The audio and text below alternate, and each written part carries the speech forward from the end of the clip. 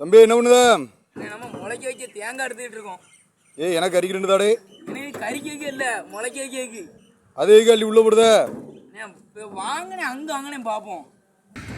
வாங்கினேன்னு கூடயே கூட்டு வந்துட்டான். கறிக்கு காய்கடலும் தர மாட்டேங்க. அங்கே வந்து வீணா தண்ணிக்குள்ள போடுதானப்பா. ஏன்னு கேட்டுருவோம்.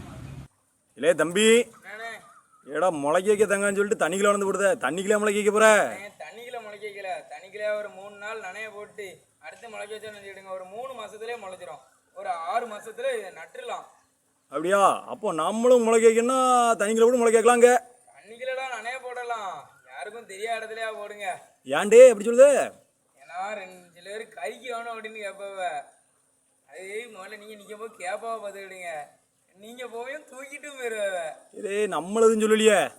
உங்களை எப்படின்னே சொல்லுவேன். தெரிஞ்சா சரிதான். என்ன தம்பி என்ன? ட்ரெம்பு போன் அடிக்காரு. நான் வந்தது அவனே.